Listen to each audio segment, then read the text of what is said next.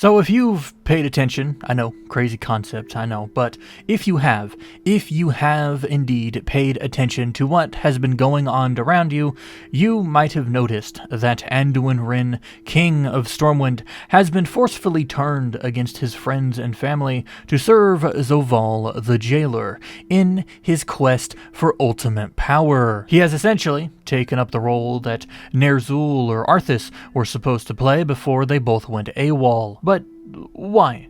Why Anduin? Because it seems that all the jailer really needed was a Mournblade. After all, he was after the sigils of the Eternal Ones, and a Mournblade is able to reap these sigils with or without the proper wielder. So why then would the jailer have a use for Anduin? If all he needed was a sword, what was the point of enslaving Anduin to his will? And that is the question of the day.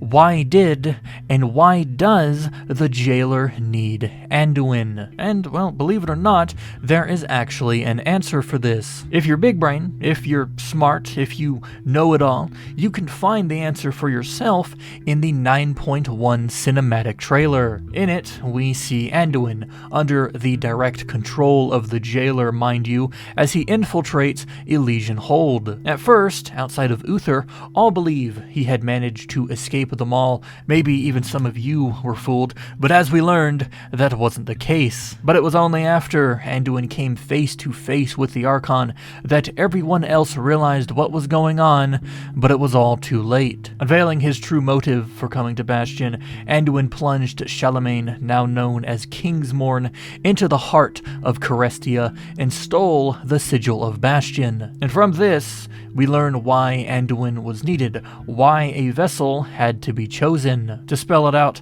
the jailer needed someone like Anduin to infiltrate Bastion and take what I would say is the most difficult sigil to steal, as Carestia kept her sigil as close as one possibly could, especially compared to the others. But that is really...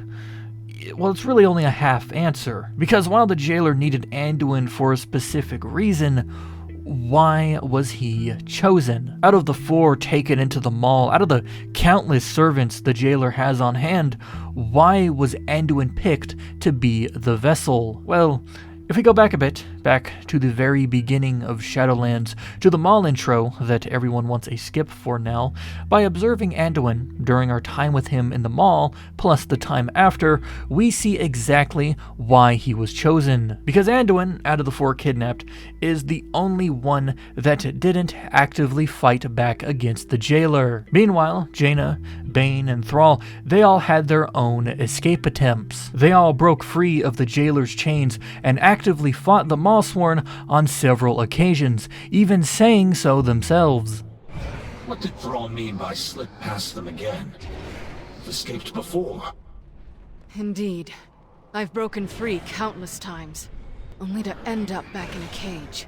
Sure, I mean, Anduin fought the Mawsworn during the Maul intro, but he only did so after he was freed by us and 2 of the jailer's captives, I should add. And inaction is a quality of the Kyrian. But even with that being said, he still did fight. He fought with us at the Waystone at the very end of the scenario. But then, in that same battle, it was also Anduin who preferred to lay down his arms and call upon the Holy Light so we, the player, could escape to Oribos. The light is with me. Even here.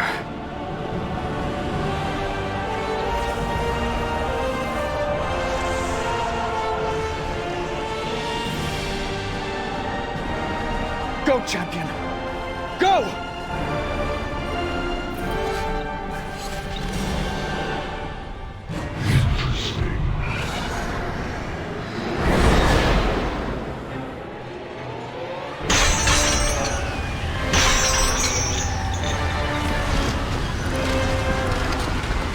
You have failed.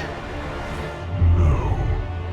I have precisely what I need. Instead of saving himself, instead of abandoning his friends, Anduin chose the greater good. He chose self-sacrifice to defend Azeroth's greatest asset. Self-sacrifice is a quality of the Kyrian. To fast forward a little bit to his imprisonment inside of Torghast, instead of fighting like the others did, Anduin chose to reason with his captor, even accepting his fate rather than forcefully opposing it. Again, that is a Kyrian quality, and all these qualities put together answers why Anduin was chosen to attack Bastion over someone with more power like Thrall or Jaina. And if you still don't believe that this is the reason for as to why Anduin was made the vessel, that his sole job was to steal the sigil of Bastion, well, Blizzard directly told us that this was the reason back at BlizzConline. We see that Anduin was in fact dominated, and we understand now why the jailer was looking for someone with those qualities. They needed to be someone who could walk in the front door of Bastion and meet the requirements of that. So they needed to be that hero.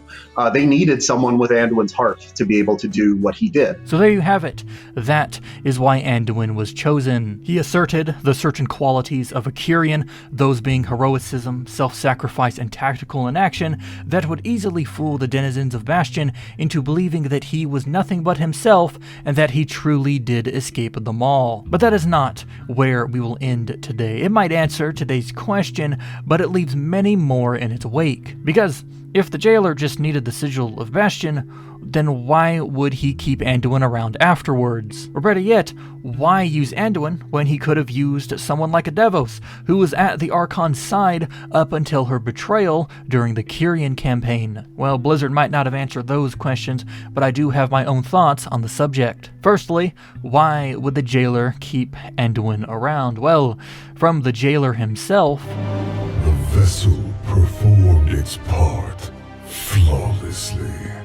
the jailer was simply impressed with Anduin's performance, which proved his usefulness to Zovaal outside of what was supposed to be his only task. In essence, the way Anduin conducted himself and continued to conduct himself, it practically made all of his other servants obsolete. Like, why would I go use this weird fish lady with a boat on her shoulder? Why would I go use this weird conflicting dead woman to do my bidding when I have a dude that'll do what I say when I say it? As for question 2, I believe there is much more to the vessel than many might give credit to, because the vessel isn't just a person, the vessel is also the weapon. As with the case with Frostmourne, a suitable weapon was needed to forge a blade capable of reaping souls, and in this case, sigils. And, well, I'm not sure if you've noticed this or not, but there was a heavy emphasis on the weapons of those held captive in the Maul over the last 2 expansions. I'll show footage so you can see what I mean, but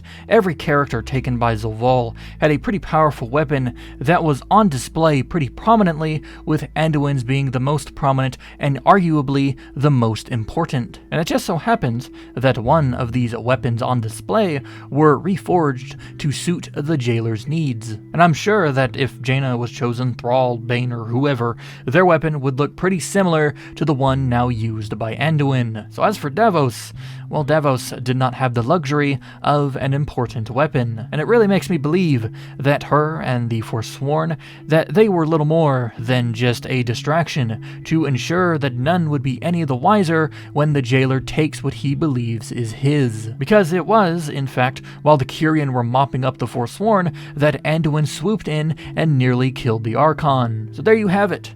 That is why Anduin was chosen, and why he still serves the jailer even after his task was complete. If you have any questions or comments about this video, Warcraft, or its lore, you can leave them in the comment section down below, and I'll be sure to read each and every one of them.